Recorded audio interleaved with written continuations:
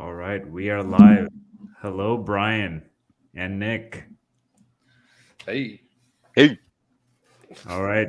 Well, Brian, welcome to Conscious Conversations. I know a while back I actually got introduced to you from one of my colleagues, and she just recommended, hey, if you're going to be having conscious conversations, Brian's a person that you got to speak with. That was the premise of my connection with you. And then I know we had a brief 30-minute chat, just kind of getting to know each other a little bit a while back. That's I think been at least 2 months.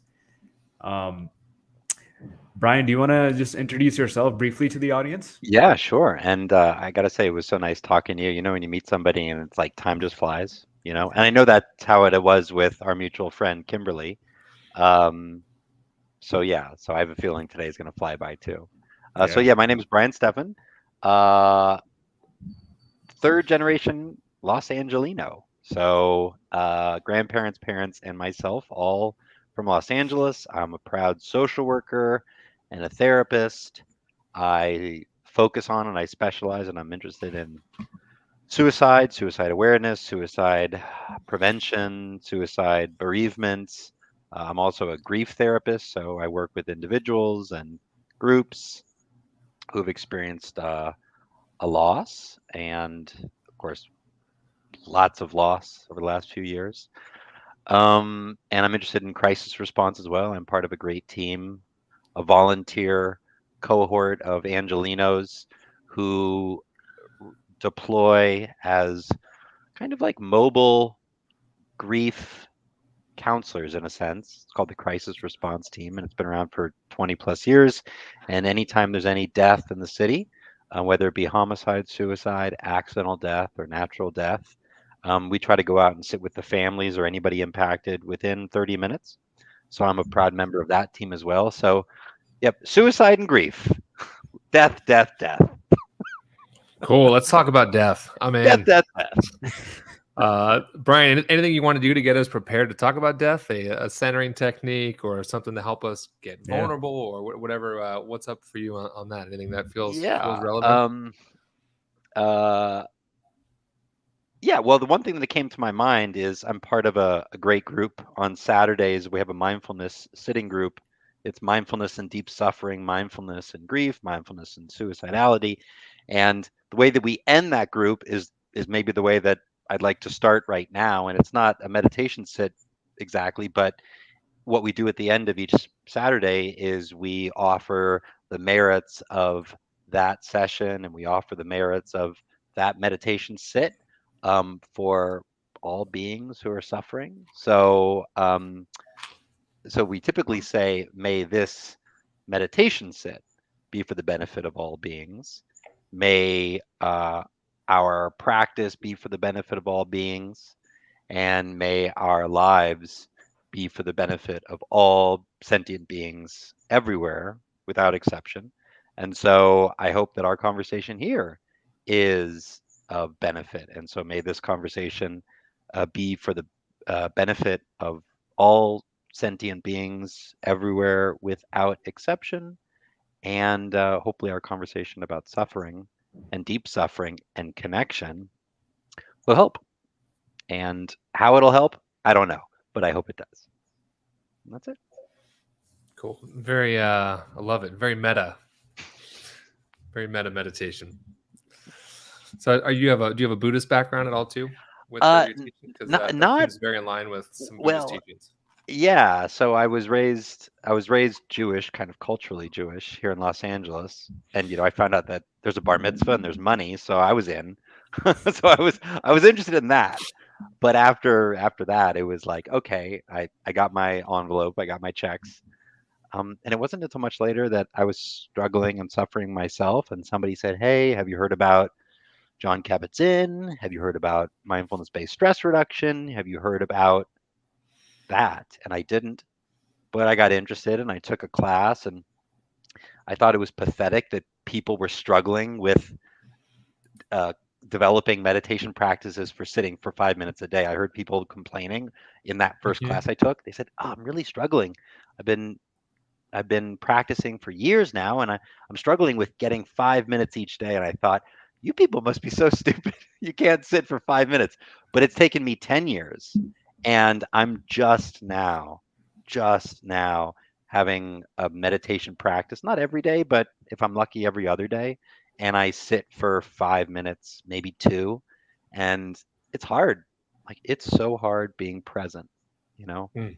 So, so I'm kind of late in life to mindfulness or secular Buddhism, and I'm increasingly interested in in different forms of Buddhism right now. I'm reading Thomas Merton's book on Zen and the birds of appetite right now, and so I'm just trying to learn, just trying to learn. Love it. I love it. Go ahead, Nitin. Yeah, Brian, I was just kind of curious. One thought that was just coming up for me is, you, it's hard for me to imagine someone going to school saying, "I'm going to be a suicidologist," or, a grief therapist. Just tell us a little bit about your life journey and stuff. Like, how did you come to the point of this is the work you do? This is like literally you've dedicated your life to this path. Yeah, yeah. So it was a very circuitous route. I'm not a professional musician, but I heard somebody say once that like when you go to a guitar shop or something, like you don't pick the guitar picks you kind of thing. And I always thought that was kind of clever and sweet. So this stuff really picked me. By the way, am I allowed to curse? Oh yeah, you can swear all the fuck you want. This is a pro cursing conversation. That's why I asked what's available and what's not, because at Okay. some point I'm gonna curse and talk about doing drugs. So Okay, good. Because I teach, and it's so hard to get through one class without cursing. And I teach at college, undergrad, and graduate level. Thank goodness it's not high school, because I think I would get in trouble. Because some things can only be expressed with a fuck or a shit or a, you know what I mean? So, or anyways, goddamn, yeah, I'm with you. goddamn, sugar. So initially, I had a very different plan. I was interested in foreign policy, and I thought traveling was kind of cool, and I thought people were interesting, even though I couldn't really figure them out. So I thought, oh, I'll be a spy. That'll be fun. So I pursued that for several years to be an intel officer. So it wasn't a good fit because this it doesn't make for the best spy. Number one. You don't have a Also, very spy-like looking face. I didn't yeah, know there apparently was a it's picture of what a spy should look like. well, there are. What's interesting is that all different backgrounds, people, and when I say spy, it's actually a little bit of a I don't know, misnomer. But when people say spies, like in the movies, it's actually there's intel officers, there's officers who recruit spies, and really, spying is just like journalism, really, in that there's some information somebody wants to know, and so they got to go out and they got to find that information. So I thought it would be cool, tuxedos, sex, guns, repeat. James Bond, basically. James Bond. Turns out it's not like that.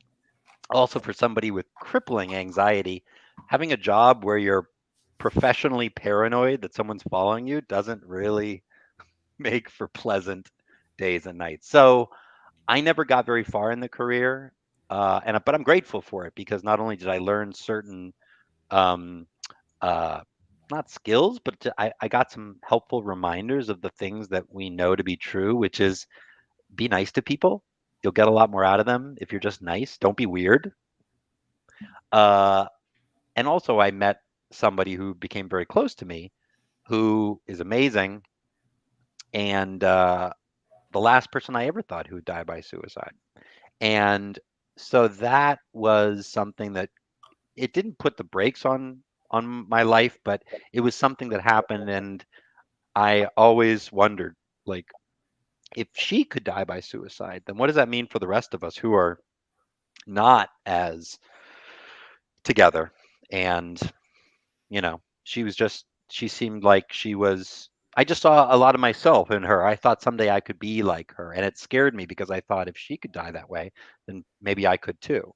So I started getting interested, and a childhood friend said, "Hey, there's ways to volunteer in suicide prevention. You might be able to make some meaning around your friend's death. You may be able to learn more about this thing, which clearly you're scared of, but there's also something there." And so I started volunteering at a crisis hotline here in Los Angeles. and it completely changed my life. Completely from the first day. I found my tribe, people who were willing to talk about uncomfortable things, but in a way that wasn't like that. And Mhm. I was able to learn Like more. pointing at each other. Yeah, like you need to stop having intrusive thoughts. You need to stop self-harming. How could you be so selfish? But now it was people who were just curious. Like, I'm so glad you called. Tell me more. So that was the beginning. It was 6 years ago.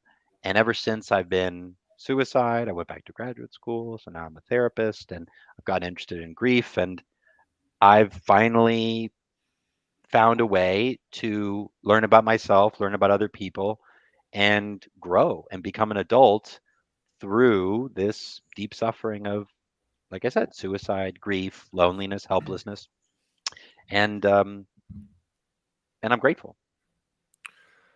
Yeah, thanks for sharing that. There's something interesting that I'd like to maybe look at here, and this is what I'm hearing you say is you've in essence found what I would call, and maybe knitted would too, like a sweet spot in life where you're doing what you love, you're doing something that has purpose, and you're doing something that pays you. Or in Japanese they would call it the ikigai, if you've seen that. And it sounds to me like you're almost talking about you finding your own sweet spot of purpose, passion, prosperity, service. Is that kind of where you've landed, Brian?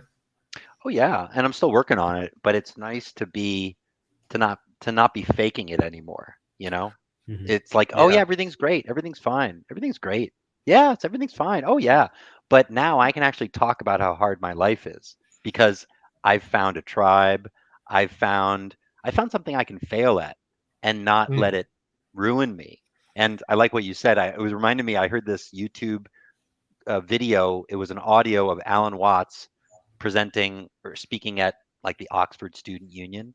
And it's really clever. I'm sure it's easy to find. And he was talking and he goes, "You may wonder why I'm here, coming all the way over here talking to you people." He goes, "Well, I'll tell you. Number one, uh, I find this really interesting. Number two, uh, I'm good at it. Number three, I feel like I'm helping people. And number four, I'm getting paid." Hmm. I was like, dude, that is awesome. Awesome, I mean that. awesome, awesome. I mean that's bad. I mean that's rad. That's kind of the cornerstone of my coaching practice is teaching people how to do that. But one thing that when I'm working with people around figuring out their future is what do you like to do? What are you good at? And then letting that determine your reality. And I think it was just so cool, Brian, that you walked us through your own experience of going into something, being stressed, being unfulfilled, and then going, wait, here's this thing I've never thought about. Here's the thing I never thought about as a career and as a path. And I just want to acknowledge you for doing that and then sharing that. And I think it's so beautiful to give people different examples of how we can all find our own sweet spot. And it might look very, very different than what we thought or what we went to college for, what our parents wanted us to do, and all the stress that we put on ourselves in this life to fit in and to make it work, which leads to pain, leads to suffering, and ultimately can lead to suicide. And just want to commend you for finding that and also having service. Is a really cool way. I haven't heard anyone quite get into suicide. What is it? Suicidology? Is that what your Yeah, practice is? yeah, the suicidology is the name of the field, but yeah, suicide prevention, suicide bereavement, suicide awareness, just talking about. So, and thank you. I really appreciate you saying that. It's like we tell people that they're allowed to have, not everybody has this freedom or this luxury. There's a lot of people that can't choose this.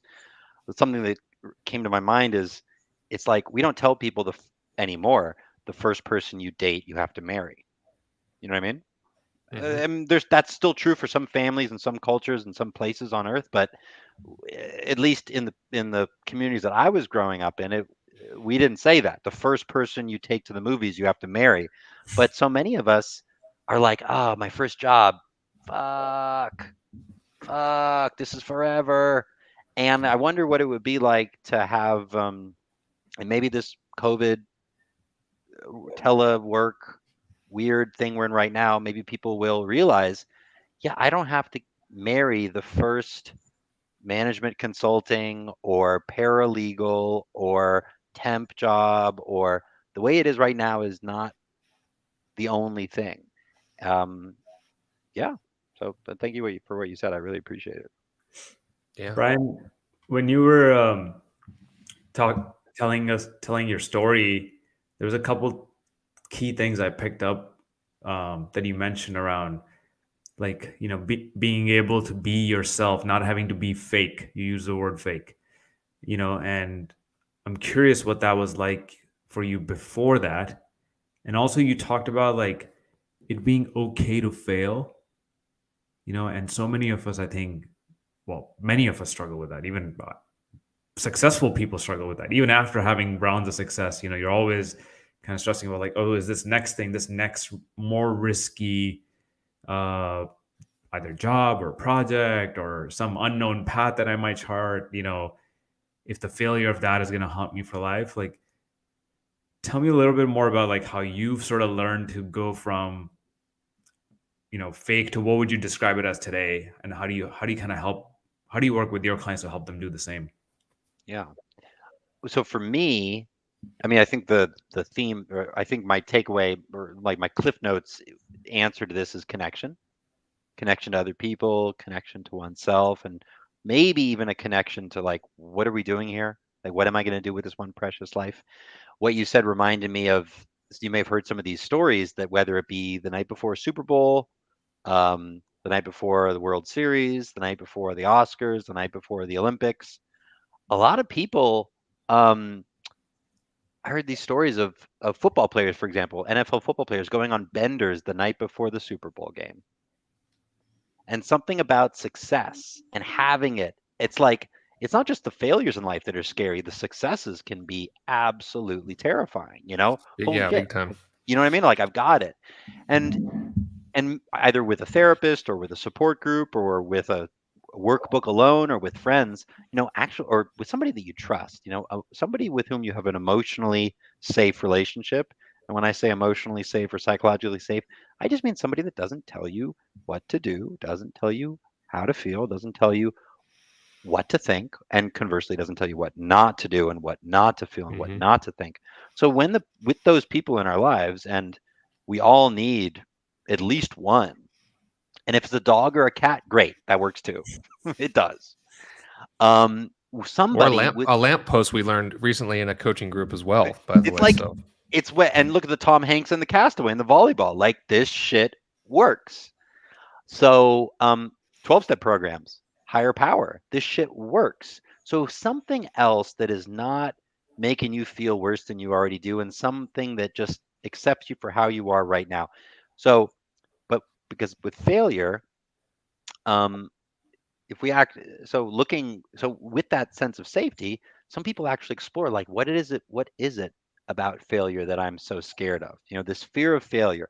Now, some of us have fear of failure because failure means annihilation, it means banishment, it means embarrassment, it means shame, it means I have to move to Tibet and shave my head. you know some of us, failure means death, like actual death. Some of us, failure means letting other people down. So it's I'm always inspired when I hear sometimes CEOs, sometimes therapists, sometimes actors, sometimes engineers, carpenters, whatever. And I'm always assuming that like they're not afraid, but I hear them say like, I'm afraid, and I picked up the phone and I called somebody. And I always thought, oh, what do you have to get advice from people? It's like, no, you just ring, ring, ring. I'm scared. Thanks for listening. Click.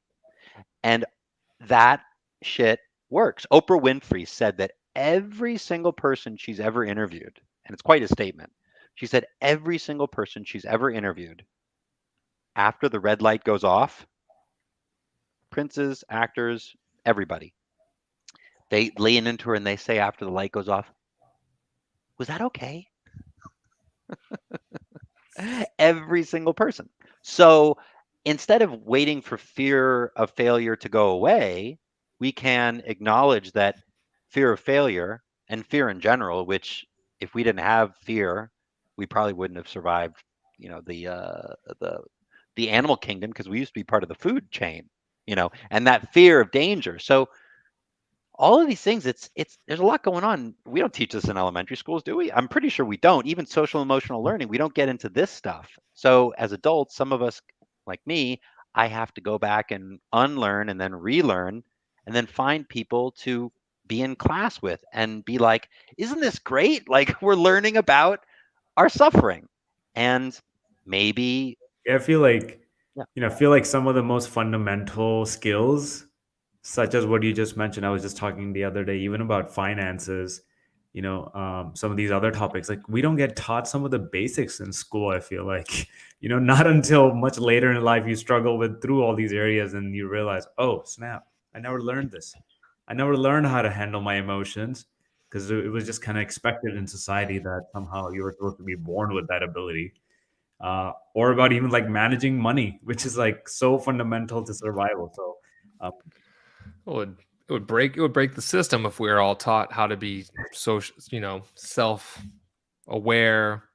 self-caring, financially responsible, emotionally stable. That'd break the system that we live in, because then, oh, who are you going to listen to? Yourself? Oh, that doesn't work for the powers that be. So the ability to learn and think for yourself, and Brian, like you said, to have someone that's not going to tell you what to do. I mean, the basis of a coaching practice is I don't even know what I should do half the time. We're 50-50 if we're lucky. So who are we to tell anyone else what to do or how to live or how to be, right? I think the best thing we can do in all of these situations are empower others to make the decision that's right for them. And if we could take it to the suicide piece, Brian, I've had a couple experiences of people calling me as their coach, or someone knows me as the person to go to in essence talk someone off the ledge, right? I've probably 4 or 5 times I've been on the receiving end of that phone call. And the stance that I've taken with this, we'd like to hear your insights, is I don't know what's right for this person. And held those belief systems to the core of, I'm not going to make suicide right. I'm not going to make suicide wrong. I'm not going to tell you what to do, because you're probably calling because everyone's been telling you what to do in your life. And the couple of times I've had this experience, I said, what do you think? I said, it's not right or wrong. What do you think? What do you want to do? And the people have said, well, no one's ever asked me that question before. No one's ever asked me, what do I want to do? Or how do I feel about this? It's, okay, well, how do you wow. feel about suicide? They go, well, I didn't know I had a choice. I didn't know I could sell all of my stuff and go to Tibet and be a monk, or I didn't know I could stay in this job, or I didn't know I could quit school. So, I mean, a lot of what I've experienced as being the receiver of those calls is the power in giving people permission to choose what's right for them, and as the listening ear to not be attached. And it's wild. What I've experienced is by not being attached and by listening, that's been one of the keys into people believing in themselves and choosing to live. But I'd love to hear your take. And I'm not trained in this. This is just kind of intuitive things that I've learned from my teachers and experience. But what's your insights? What's your takes? I mean, what you just said is so great. A little too good. You're going to put me out of work. I don't like that. This is my job. You can own this field. I'm happy to This help is when I need. When I okay, need you it, stay out of the suicide game, yo. You have it. I'm here to serve, but I don't. This is like The doesn't mean you wanna go Sopranos, too okay? big. There's the mafia. We're No, just serving you, Brian. We're just serving yeah. No, what you said is so beautiful. And it's true, but like money, like sex and intimacy, death and dying and mortality and suicide, all the things that we all think of, we're not allowed to talk about it. So when people are thinking about things they're not allowed to be thinking of, or thinking about things that they're not allowed to be entertaining, it's again the fear, there's shame. So if people are lucky enough to have someone like you, Nick, and again, you don't need training. Unfortunately, even with grief, just as a quick aside, with grief, how unfortunate that because death and dying and mortality and grief are such taboo topics that we can't even talk to each other when there's a death in our communities. You know, the opposite of life isn't death. Death is a part of life. The opposite of life is non-life. It's like a piece of cardboard. So how sad is it that we're not able to talk about the things that happen, including when people die around us? So back to the suicide thing. Yeah, that person or those people and people in the future who call you and say, I am so hopeless and I feel so helpless. and I feel so disconnected. And the one that people sometimes don't appreciate is I'm so exhausted. Mm. So exhausted every day. I wake up and I've got 5 seconds laying on the pillow. 5 seconds, I wake up, and then after 5 seconds, I remember my life. And then another day of this. It's exhausting. And then they talk to somebody, hopefully like you, and say, I don't know, I think I'm kind of done. And instead of saying like, wait, what? What? How could you? What? Oh my gosh. 9-1, start dialing Hmm. 9-1. Instead, someone like you can say, thank you for saying that. Thank you for saying out loud what we all feel like sometimes. And the Mm. research does tell us this. We know this now because there is a field of suicidology, and we've been studying it since the 60s here in this country after Marilyn Monroe's death, where the field started in earnest. Now we know that everyone, almost everyone, if not everyone, will at some point in their lives just think, what would it be like to not be here anymore? Would it be better or worse? It's just what human minds do. So, and you can say to them, uh, you could get curious about it, like the way that we can get curious about a feeling or a sensation or a thought in a meditation. I'm curious, why haven't you tried suicide yet? You said, I've been thinking about it for 3 years. Why haven't you tried? And because it's these questions might seem a little jarring, but just looking at it, it's like, yeah, why couldn't I ask them that? Why can't we ask each other about the things that we think about and letting people know that you're allowed to think what you think. Sometimes it feels like there's the thought police. Ooh, I had a blasphemous thought.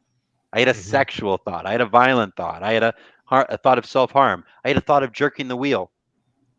You're allowed to think about all of those things.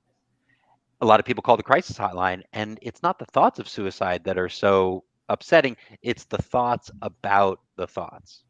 Why am I thinking about suicide? What's wrong with me? Mhm. You're a human being. We all think about suicide. So, Nick, I'm glad you did what you did because is a, that's how to help, real help. I guess, I mean, what I'm hearing is you're giving people permission, Right. is kind of the word. You didn't use that word, but I'm hearing that in the background of you're giving people permission. And also for all of us to acknowledge we're not our thoughts. If we were our thoughts, every one of us would be locked up in jail if these things were out there, if our thoughts were out there running around. And so permission to be curious, permission to talk about things that matter, permission to use the word death or dying or died. That's one that is not prevalent in our culture, right? They say, oh, they passed away. They're no longer Right. with us. We No, let's get lost real. Let's them. get honest. We lost them. Yeah. No, they died. Yeah. So I'm loving this piece of permission to ask the question of, well, why haven't you? Well, I guess I don't really want to, or I guess there's things I'm not sure about, or I guess I'm Right. not sure. The curiosity there is next level. Wow. And what we find out when we're curious, whether the researchers, the people on the front lines, therapists, what happens when we start getting curious, we know that nobody, and I'm not talking about physician assisted suicide, that's like a separate thing, but Mhm. just on this topic of suffering, deep suffering, disconnection, hopelessness, helplessness, this piece and suicide, what we find is that nobody wants to be dead. We do have a kind of a Nitin, I remember we talked about this before, I think. We all have kind of like this biological thrust to kind of be here and keep doing this. So suicide is not about being dead. Suicide, it's when the pain of being alive is so great that we want that to stop. We want to stop that. And so we think of our minds, think about how could this suffering stop?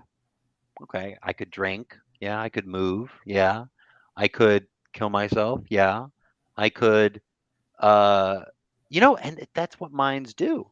And Mhm. if you can look at it, looking at it from, I guess you'd call that a strengths-based perspective, and the mindfulness world and the strengths-based perspective worlds offer us so really, I think, a great lens. Wow, what can we learn about ourselves from these thoughts of suicide? And as Thich Nhat Hanh said, it is within the world of deep suffering, not when it's fine and out, but it's within the world of deep suffering that there is a world of connection and equanimity and love and compassion and enlightenment. And turns out we can learn so much about ourselves, other people, life, love in the conversations about suicide, in those moments, in those feelings. And like grief, like trauma, just like we have post traumatic growth, we have post grief growth.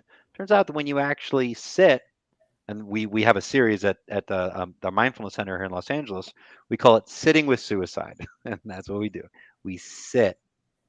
And when we sit with it, instead of being like, fuck, all of a sudden we can learn and we Like grow. you're like you as a practitioner, you're sitting with it, or you are sitting there with a client, sort Well, we of. do this we have a group, we have a mindfulness practice group and an affinity group. And so we talk about suicide, we share some of the reflections like we've done here, and then we create a space where people can talk about, yeah, I attempted when I was 16, I took a bunch of pills, I just woke up the next morning, no one knows, I never told anybody, and it just feels good to be able to say it here, and we get it. And someone Mhm. else says, yeah, I lost my sister, and I just I just wish I could find a group that I could talk to and they don't judge me. And it's just this nodding, the way that we do when we sit together. It's like your back hurts. Yeah, I get it. Or So is your that kind knees. of what you trace sort of the root to, is like a person who may be thinking about it usually is experiencing some sort of loss of connection to Oh others yeah. around them, and is really like sort of almost feels like, there's a massive layer of judgment falling upon them, and hence pain that they're trying to escape. Is that the right way to think about it? Yeah, it's not the only way to think about it, but that's the way. That's the Thomas Joyner, who's a researcher and a suicidologist.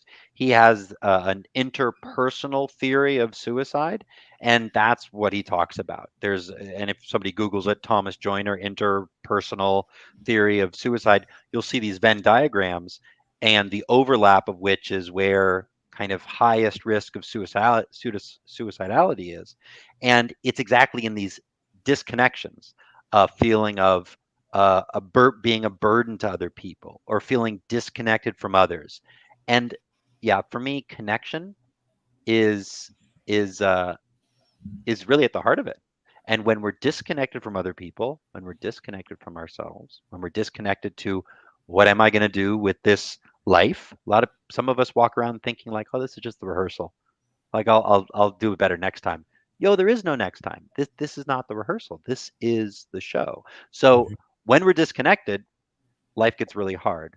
And so uh, providing spaces for people to get reconnected to their own experience, others, um, it makes a huge difference. Maybe it's everything. Yeah. Well, it's interesting. This is bringing up some memories for me and to share. Kind of, and this is in connection to this group you've made, Brian. When I was 16, my best friend and I at the time came home to his house, and we found his mother in the bathtub with her arms slit open. And us at 16 years old put tourniquets on her, called 911, and because we found her, we saved her life. And I never got counseling about this. I never had someone sit down and say, "What was your experience like?" I never had someone to sit with and express. And I'm just thinking, man, how differently that could have gone for me if there was a group like yours, where it was okay to talk about this, or where it was acknowledged, or where it was, tools were given. Um, I mean, it's 20 years ago. We've grown and changed a lot, but man, that would have been fantastic as a resource to have. And who knows how much pain that would have saved me and her and him as well. But just that's making me wish, and I know I can't change anything, but making me wish I had someone like you in my life at that point, or had known about that resource, or my Mhm. school knew about it, or whatever, or my teachers knew about it, my parents. So, man, that's just it's moving. It's Yeah. bringing up some old emotions and all good too. But man, wow. Yeah. I mean, I'm so glad you were there, really. And that, if it was today and you and I were in a school here in Los Angeles, maybe on the back of our student ID, maybe we'd be one of the schools where they have the hotline number posted on the back Wow. of their ID card. Maybe, you know, but it's hard. There's so much suffering and silence. And it's my friend who died, it wasn't the suffering that killed her. It was the silence. It was the suffering and silence. And we can't stop the suffering, right? If only, right? I wish there was something I could do today to stop what's happening in Europe, climate change, homelessness, like all of it, right? Of course. But we can't. But what we can do is we can do something about the silence.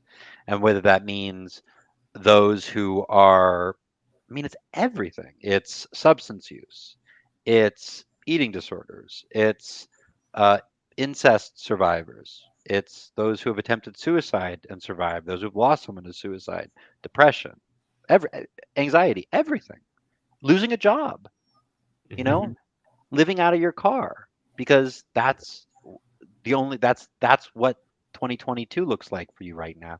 And it's not the suffering that we have to stop, because we can't, but the suffering in silence. We can and we should attend to the suffering. As a social worker, I believe that it's important to support people and acknowledge that if people do find themselves living in their car, it's not because of their lack of ingenuity or poor or weak follow through or their incompetence. No, it's important to acknowledge the structural issues and the systematic variables issues. But the silence, the silence. So I'm glad you two have this space here where you could do something about the silence and people can be listening and saying like, oh shit, me too.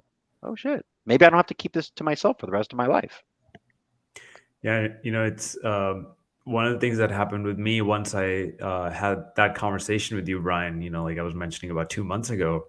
And this kind of, I think it is such a taboo topic, especially suicide. Like I think even more than death, suicide is even more taboo to talk about because it is one of those, it's probably one of the most taboo subjects to even touch or discuss or ever bring up with anyone.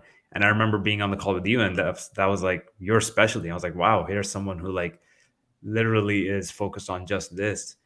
And then a week or two later, I kind of had a feeling that like, okay, maybe one of my relatives I felt was under really high pressure going through something in life. And you talked about, the sense of connection, and it made me want to reach out to that person. And, when I had a few minutes with them one-on-one in private, I said, hey, how are you feeling? Is everything okay? Does the thought of hurting yourself ever cross your mind or anything like that? Because I know you're under a ton of pressure.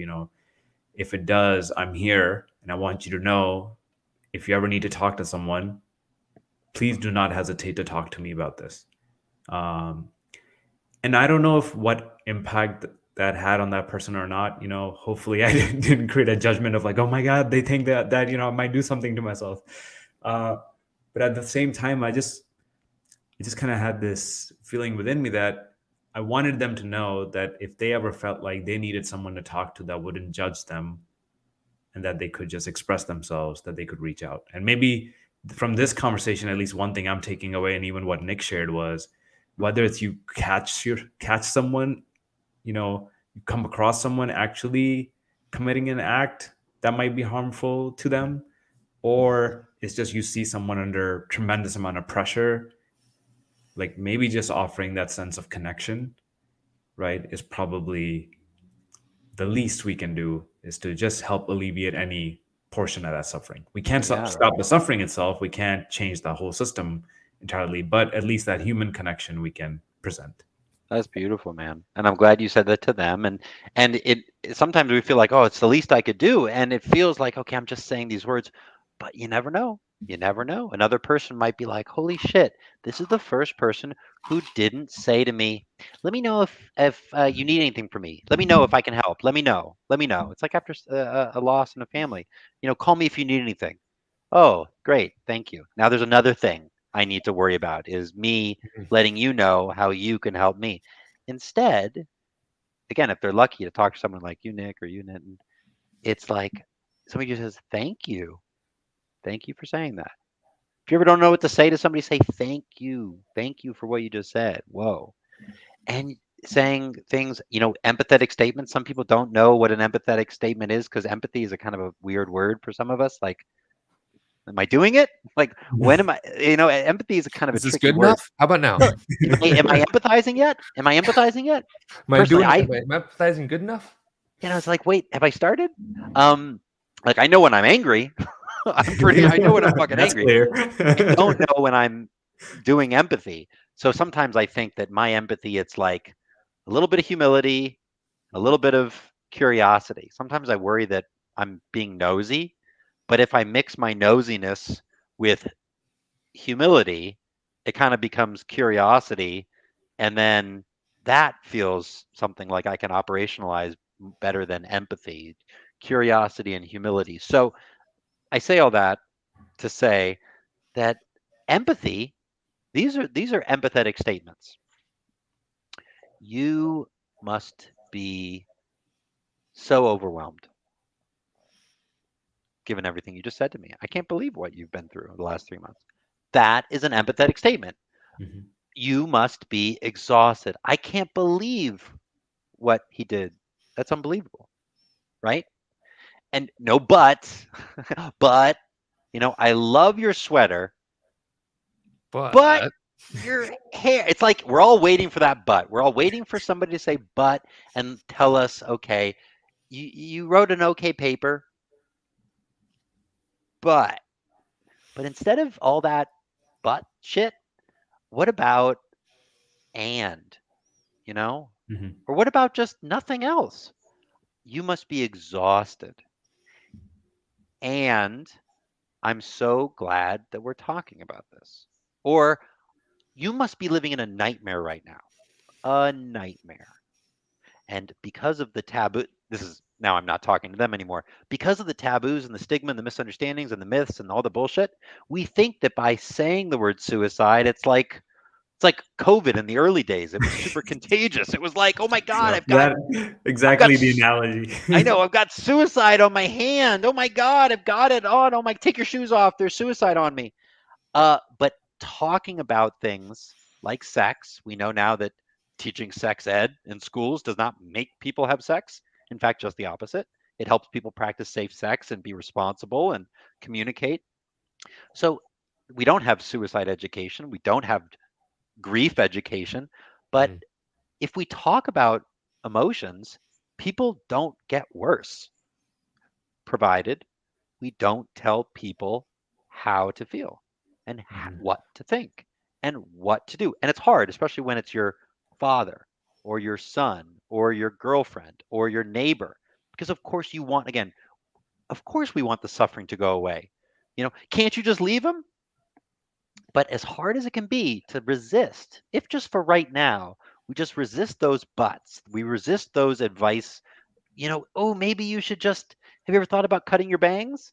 Like, that's not what we need right now. A lot of people call the crisis hotline because of bad haircuts and bad tattoos. Wow. So if somebody has a bad haircut,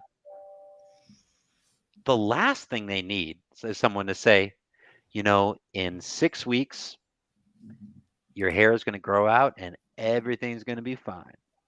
Like, that's the worst shit that you could say to somebody, what I about think. right now, buddy? Yeah, right now. Right now. And then here's another sentence that you can say to people, empathetic statements. It totally makes sense that you're having thoughts of suicide. 100%. 100%. I get it. And if I was in your shoes, I think I'd be having the same thoughts too. And letting people know, sometimes when people get divorced, they have thoughts of suicide. It happens to a lot of us. Sometimes when people get fired after working for a company for 20 years, they have thoughts of suicide. Sometimes after people are sober for a long time and they relapse, they have thoughts of suicide. Are you having those type of thoughts? And letting people know that they are not broken. They're not sick. They're not, and we used to think that in the field. Early Mhm. days, it was suicide was because of, this is the language they use, it's real yucky, major mental illnesses. It was the sickness of mental illness contributed to suicidality. Now we know that, and so they thought fix the mental health and the suicide will go away.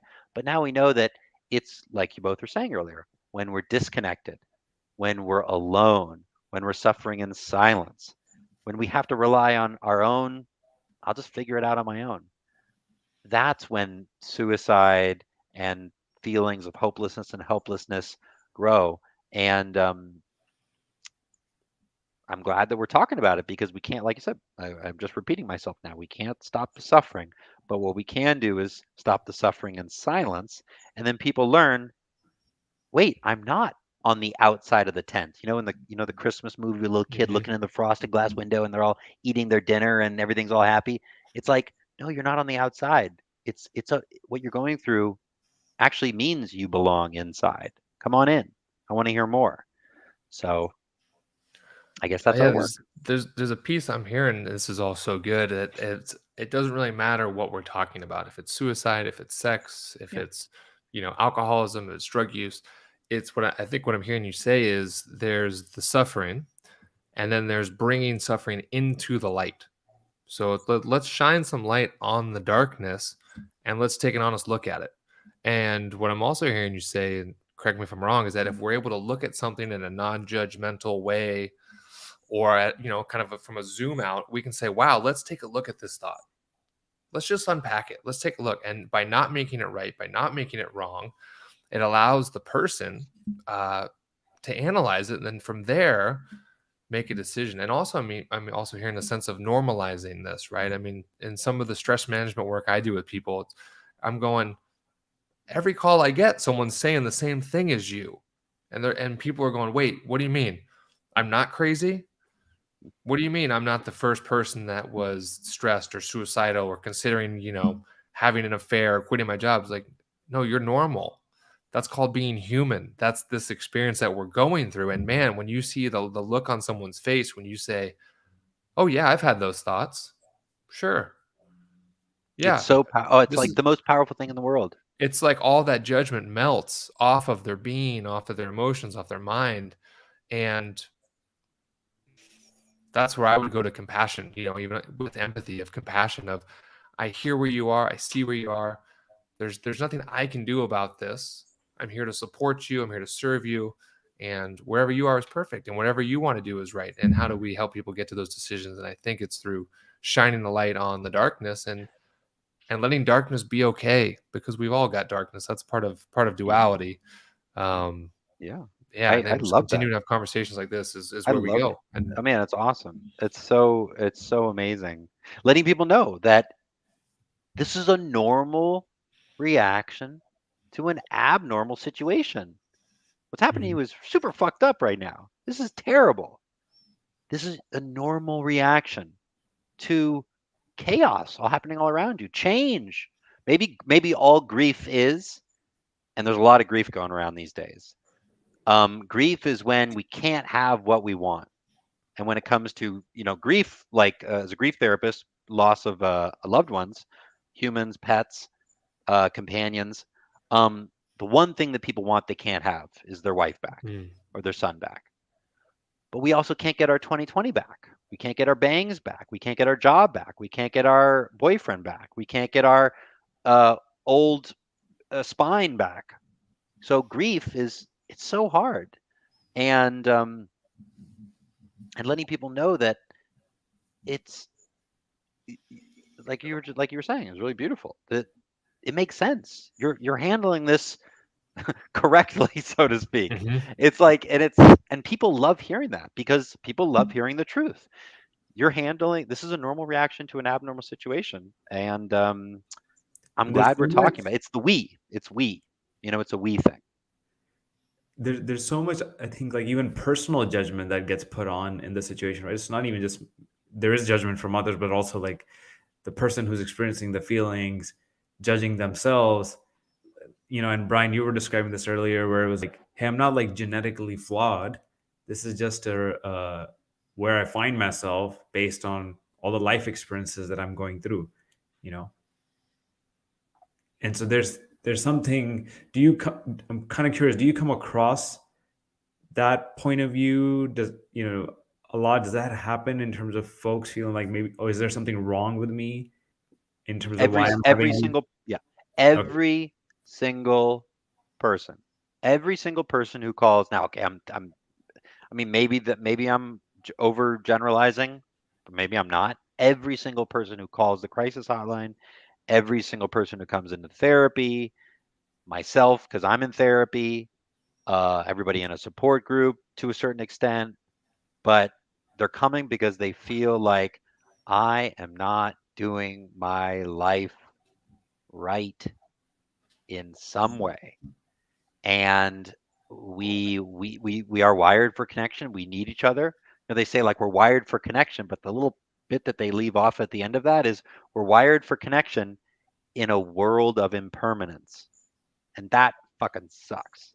Mhm. So something happens. We lose Ooh, that was our good. Can you say that one more time? Sorry to cut you off. no, That it's fine. was Yeah, well, good. we're wired, and as a grief therapist, I'm just now learning this, that why we're wired for connection. It is great. We need each other. We're like chimpanzees. We need to to do our thing, but we're wired for connection in a world of impermanence because shit does not last. But Mhm. so friends, teachers, loved ones, my relationship with the Brian from 10 years ago, all that shit changes. So it's really really hard. So a lot of us, and I say us, we call a hotline, we go see a therapist, we go to a 12-step program, we go to a mindfulness retreat. Some people fall victim to people who are trying to do some nasty stuff. Like I saw that documentary on the Nexium kind of sex cults. There's some people that are doing some very bad things, under the guise of come on in, we'll sort you out. Because I still feel like I'm just not doing my life right in a Mm. certain way. And so thank goodness for these safe harbors, a true safe a refuge where people say, yeah, this is happening to me. And you, the thing about the hotline is it's not transactional. It's a volunteer workforce, which is a really beautiful thing. It's volunteers 24/7, anonymous if people want, and people call in. I think that's the first thing that really hit me like right in the heart was I had never heard that kind of honesty before.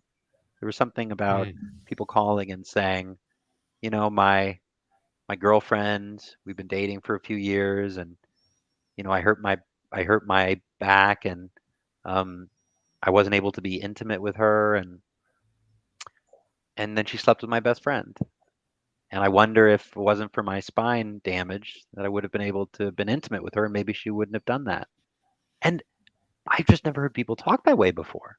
I've never heard people say, like, yeah, I'm holding the belt in my hand right now, and I don't know what to do. Last time I called this crisis line, I talked to a counselor who was the worst. They kept telling me to practice self-care and self-love, and it made me so fucking angry. And I'm listening to this, and I'm like, this is just honesty.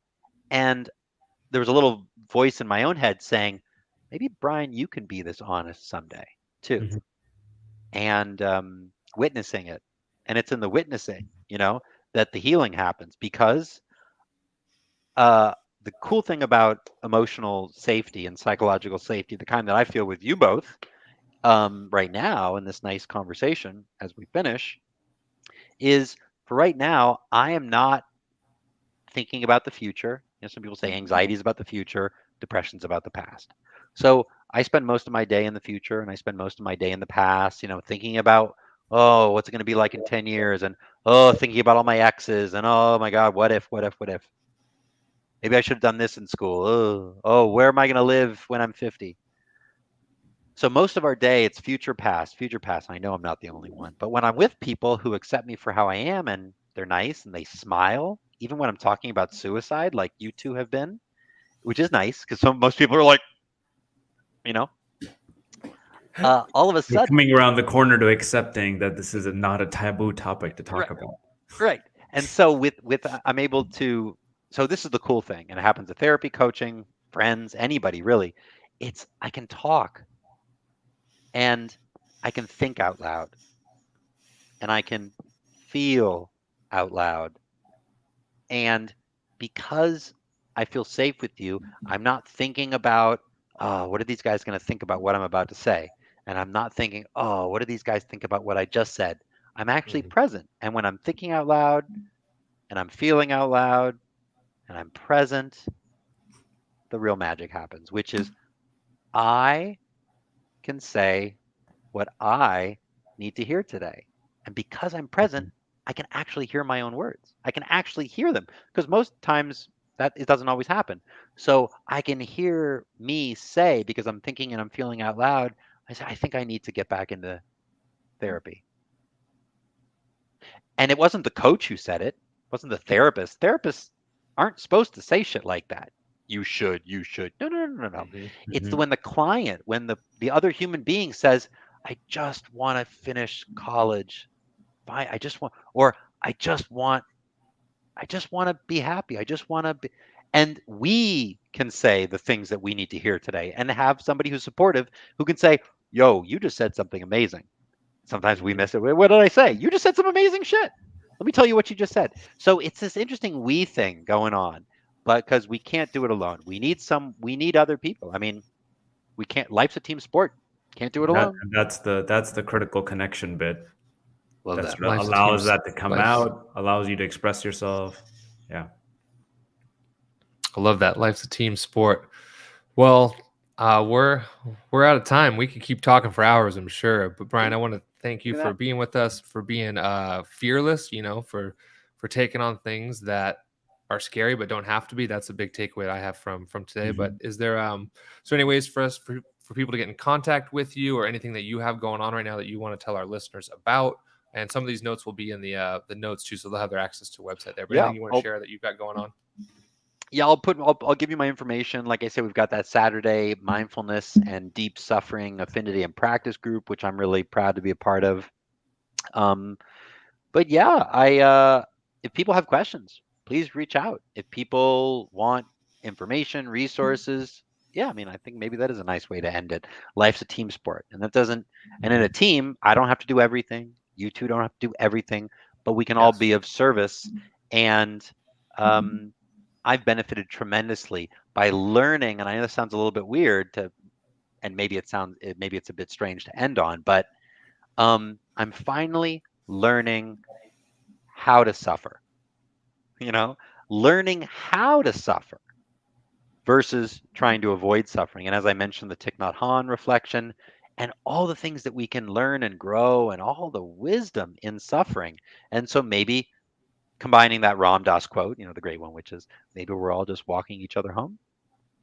And this idea that we can help each other learn how to suffer in a way that doesn't destroy us, and learning how to suffer, which there is suffering in the world. Turns out the Buddhists are right. There is suffering, and we can learn how to suffer, learn about the alleviation of suffering, and stay connected. So thanks for posting my information. If people want to reach out, if they have questions about anything I said, please, I'd love to be connected. And thank you both for doing what you're doing, because you're helping others feel less alone. And that's something. It really is. It means a lot. And you'll never know the impact you have on your words. But as somebody who's benefited from people like yourselves, I can tell you that this shit feels great. When we hear people like you two talking, it makes us feel like, okay, I'm not alone. And so thank you both.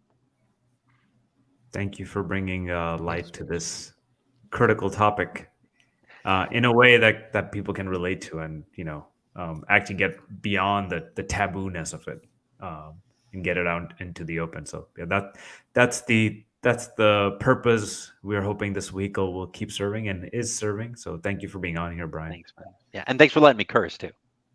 Totally. Fuck yeah. You fuckers are great. I fucking love you guys. It's the best fucking conversation I've ever had about suicide. All right, guys. All right. Thanks, Brian. Appreciate you. Thanks so much. All right. Talk to you later. Bye. All right. Ciao.